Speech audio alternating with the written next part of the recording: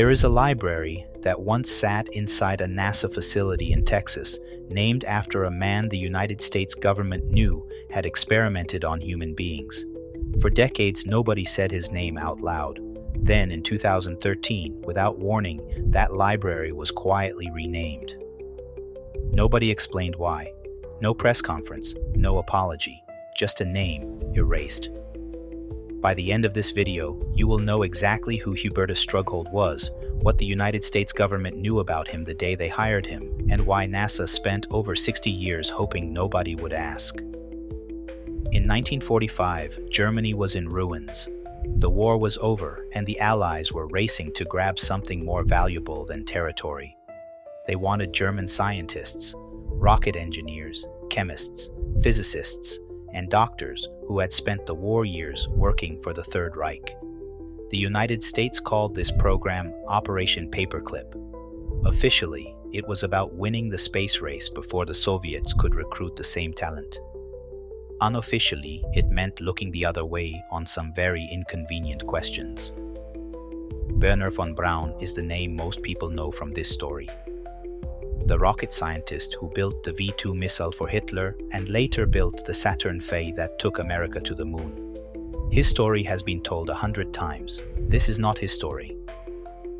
Hubertus Strughold was a physiologist. Before the war, he was respected in his field, researching how the human body responds to extreme altitude and low oxygen environments.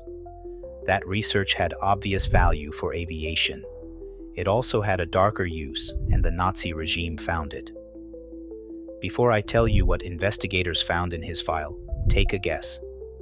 What do you think a physiologist studying oxygen deprivation would be asked to do for a regime that needed pilots who could survive at extreme altitudes and had an endless supply of prisoners it considered disposable?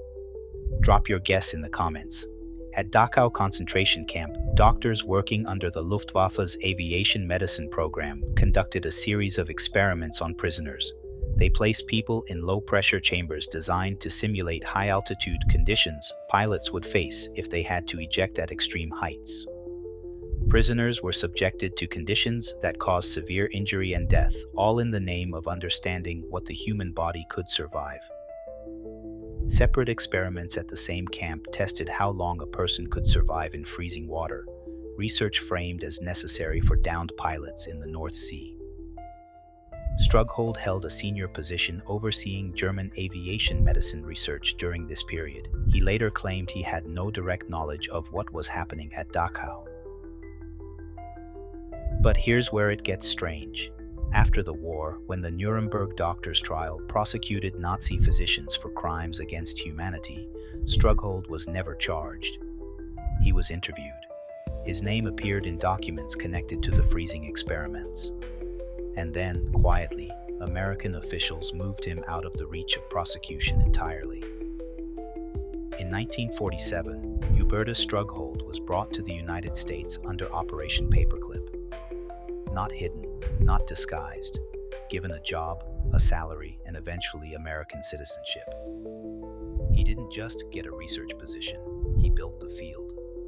Strughold became known as the father of space medicine, a title the American aerospace industry gave him directly. He researched cabin pressure, life support systems, and the physiological demands astronauts would face beyond Earth's atmosphere. Nearly every principle NASA used to keep astronauts alive in orbit passed through work he was involved in or influenced. In 1977, NASA and the Aerospace Medical Association created an award in his name, the Hubertus Strughold Award, given annually to top researchers in the field he helped define. This wasn't just unusual.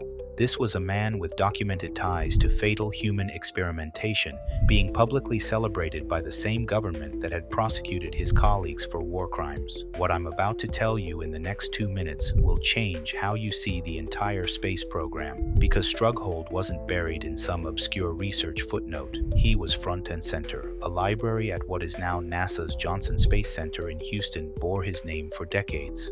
Students, engineers, and astronauts walked past that name every single day, never told what it actually represented. For over 60 years, Almost nobody outside a small circle of historians raised the question publicly. That changed because of one man who refused to let it go. Eli Rosenbaum, a Nazi hunting investigator who spent his career at the Department of Justice, dug into archival records connected to the Nuremberg trials. He found documentation placing Strughold's name inside the paper trail of the freezing experiments at Dachau, not as a bystander, as someone with knowledge of and connection to the program. In 2013, faced with mounting historical evidence and pressure from Jewish advocacy organizations, the Aerospace Medical Association quietly retired the Strughold Award.